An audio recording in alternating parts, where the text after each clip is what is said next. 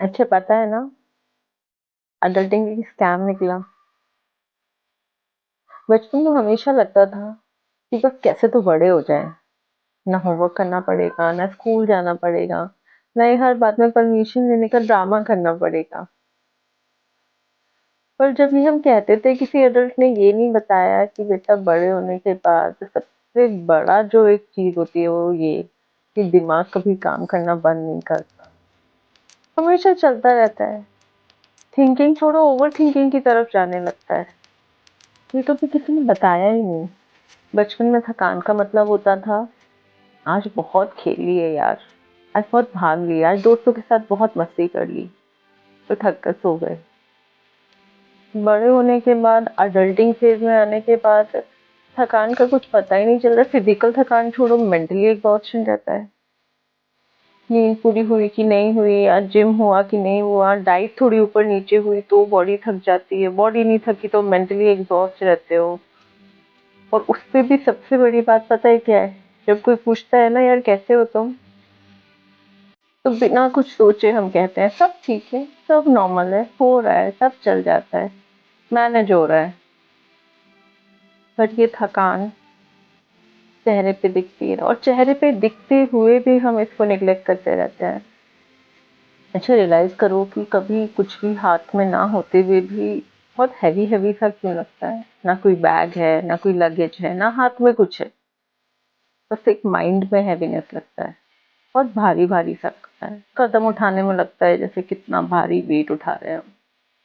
ऐसा लगता है ना। और सच में ना, अडल्टिंग का सबसे बड़ा शौक ये नहीं होता कि बिल्स भरने हैं सब चीजों के। सबसे बड़ा शौक ये होता है कि कुछ भी करो, उसके साथ फ्यूचर प्लानिंग जुड़ी होती है। दिमाग सोच रहा है मैं ये यहाँ जाऊंगा तो यहाँ फ्यूचर में क्या मेरे को कैसे हेल्प होगी। कुछ भी सोचो तो कहीं ना कहीं कोई गिल्ट अटैच हो जाता है, स्पेशली फॉर वर्किंग मदर्स। कहीं कुछ करने चलो तो लगता है कि सही डिसीजन तो होगा, हमेशा डिसिसिव रहना पड़ता है। और इसी वजह से दिमाग हमेशा काम करता रहता है। फैमिली का सोचना, करियर का सोचना, हेल्थ का सोचना, एंटरटेनमेंट का सोचना, परिवार के लिए कहाँ वेकेशन में जाना है ये सोचना, वेकेशन प्लान करने में बजट का अलग प्रॉब्लम, छुट्टी का अलग, बहुत छुट्टी नहीं दे रहा है, नंबर ऑफ चीजें दिमाग में, अगर आप कुछ भी करने जा रहे हो तो दिमाग में चलती रहे। और इसीलिए माइंड एग्जॉस्ट रहता है। बचपन में फ्यूचर एक चैप्टर था, और वो भी हमेशा नहीं रहता था। पापा ने पूछ लिया क्या करना है बेटा बड़े हो, कोई रिलेटिव घर में आ गया और आगे क्या बनना है, सबसे पहला क्वेश्चन होता था ना, आगे क्या बड़े होके क्या बनना चाहते हो। तो वो बस एक चैप्टर की तरह था। बट बड़े होने के बाद, अडल्ट होने के बाद, एक फ्यूचर के बारे में हमेशा सोचना एक मेंटल एंजाइटी है, बैक ऑफ द माइंड हमेशा चल रहा है। और इस सब के बाद सब कहते हैं, सब एडवाइस देते हैं, रिलैक्स करो। भाई कहाँ से रिलैक्स करो? दिमाग हमेशा चल रहा है, फ्यूचर के बारे में सोच रहा है, रिलैक्स कहाँ से करें? और फिर मैंने अभी कुछ दिन पहले किसी को कहते हुए सुना कि यार, अडल्टिंग तो एक्सपेक्टेशन से ज्यादा एग्जॉस्टिंग निकला, थका के रख दिया।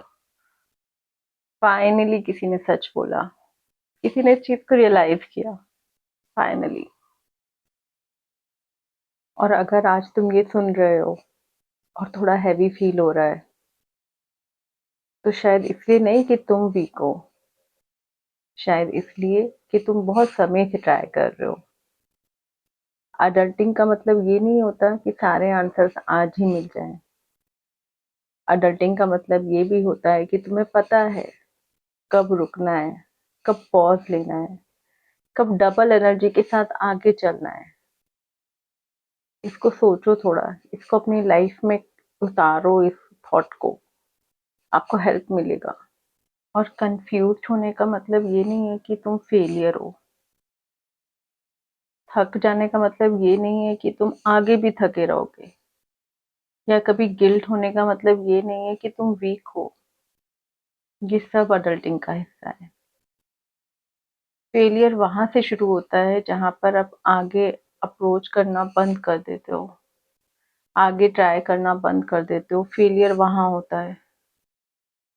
अगर आज तुम आंसर्स ढूंढने की फेज में नहीं हो, तो क्या पता आज हैंडल करने की फेज में हो जो सिचुएशन चल रहा है। आंसर्स कल ढूंढ लेना, परसों ढूंढ लेना, बस कंसिस्टेंटली चलने की सोचना। जहाँ आप फुल स्टॉप लगा देते हो वहीं से फेलियर शुरू हो जाता है। जब हम कॉमा लगाते हैं, पॉज लेते हैं और दोबारा डबल एनर्जी के साथ दोबारा कंसिस्टेंटली ट्राई करते हैं, तो फेलियर नहीं होता है और अडल्टिंग भी कम एग्जॉस्टिंग होता है। और इस फेज में भी अगर आपने डिसाइड कर लिया है ना कि रुकोगे नहीं, थकोगे तो रेस्ट करके आगे बढ़ोगे, बट कल फिर से ट्राई करूंगा, कल फिर आगे बढ़ूंगा, चाहे शुरू से शुरुआत करनी पड़े, बट हारूंगा नहीं। स्लो हो सकता हूँ बट रुकूंगा नहीं, कंफ्यूज हो सकता हूँ बट कल फिर दोबारा आंसर्स ट्राई करूंगा, फिर दोबारा ढूंढूंगा। और एक बात और, इस तरह के फेज में आप सिर्फ अकेले नहीं हैं। मैं, आप, आपके आसपास के बहुत सारे लोग इस फेज से गुजर रहे हैं या गुजर चुके हैं, या हो सकता है ये फेज उनकी लाइफ में आना बाकी हो। ये लाइफ के फेजेस हैं, आते हैं, और आते हैं तो फिर जाते भी हैं, बट कंडीशन एक लगी है, हमें हमेशा ट्राई करना है। कुछ भी हो, हमें ट्राई करना नहीं छोड़ना है। अगर आप इस वीडियो के साथ रिलेट कर रहे हैं या आप किसी को जानते हैं कि इस वीडियो की ज़रूरत है, तो इस वीडियो को प्लीज़ शेयर करिए, वर्बली उनको बताइए। शायद किसी की थोड़ी हेल्प हो पाए, शायद किसी के काम आ पाए। जुड़े रहिए, साथ चलिए, आगे और भी अच्छी अच्छी वीडियोज़ आएँगी। नमस्कार।